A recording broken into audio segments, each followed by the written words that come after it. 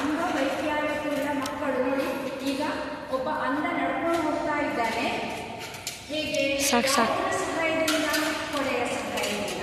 ಹಾಗೆ ಕಾಲಿನ ಸಹಾಯದಿಂದ ವಿದ್ಯಾರ್ಥಿ ಪುಸ್ತಕದಲ್ಲಿ ಬರೀತಾ ಇದ್ದಾರೆ. ಹಾಗೆ ಕಾಲಿಲ್ಲದ ವಿದ್ಯಾರ್ಥಿ ತನ್ನ ಸಾಮಗ್ರಿಗಳನ್ನು, ತನಗೆ ಬೇಕಾದ ಬಳಸುವಂಥ ಸಾಮಗ್ರಿಗಳನ್ನು ಕಾಲಿನಿಂದ ತೆಗಿತಾ ಇದ್ದಾರೆ. ಅದೇ ರೀತಿ ಬಾಯಿ ಬರೆದಿರುವಂತಹ ಮೂಕ ವಿದ್ಯಾರ್ಥಿಗಳು ಅವರು ಏನು ಮಾಡ್ತಾರೆ? ಕೈಯಲ್ಲಿ ಕೈ ಸನ್ನೆಯಿಂದ ಮಾತಾಡ್ತಾರೆ. ಹಾಗೆ ಅವರು ಕೆಲವು ಲಿಪಿಗಳನ್ನು ಉಪಯೋಗಿಸ್ತಾರೆ. ಅದೇ ರೀತಿಯಾಗಿ ಕೈಯೇ ಇಲ್ಲದಿದ್ದವರು ಕಾಲನ್ನು ಬಳಸ್ತಾರೆ.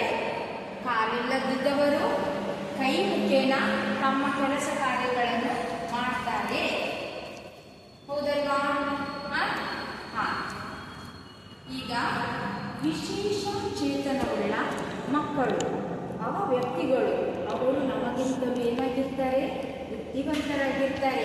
ಅವರ ಜ್ಞಾನ ಭಂಡಾರ ತುಂಬ ಇರ್ತದೆ. ಹೌದಾ? ವಿಶೇಷ ಚೇತನವುಳ್ಳ ಮಕ್ಕಳದ್ದು ಅವರು ಏನು ಮಾಡ್ತಾರೆ? ಎಲ್ಲರೂ ಪ್ರಶ್ನೆಗಳನ್ನು ಉತ್ತರಿಸ್ತಾರೆ. ಏನಾದರೂ ಒಂದಲ್ಲ ಒಂದು ಸಾಧನೆಯನ್ನು ಮಾಡಿ ತೋರಿಸ್ತಾರೆ. ಅದು ಕೈ ಇಲ್ಲದವರಾಗಿರಬಹುದು, ಕಾಲಿಲ್ಲದವರಾಗಿರಬಹುದು, ಹಾಗೆ ಅಂಧರೂ ಆಗಿರಬಹುದು, ಬಾಯಿ ಬರದಿದ್ದವರಾಗಿರಬಹುದು, ಮೂಕರಾಗಿರಬಹುದು. ಹಾಗೂ ಕೆಲವು ಮಕ್ಕಳು ಸಹ ನಮಗಿಂತಲೂ ಕೈಕಾಲು ಅಂಗಾಂಗಗಳು ಶಾರೀರಿಕವಾಗಿ, ಮಾನಸಿಕವಾಗಿ ಸದೃಢ ಹೊಂದಿರುವಂತಹ ವಿದ್ಯಾರ್ಥಿಗಳಿಗಿಂತಲೂ ಏನಾಗಿರ್ತಾರೆ? ಅವರು ಏನಾಗಿರ್ತಾರೆ? ಸಾಧನೆಯಲ್ಲಿ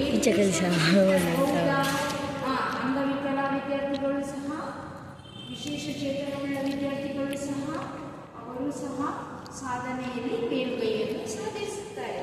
ಹೇಗೆಂದರೆ ಕೈ ಇಲ್ಲದಿದ್ದರೆ ಕಾಲಿನ ಮುಖೇನ. ಹೌದು. ಹೌದಾ? ಹೌದು. ಮಕ್ಕಳೇ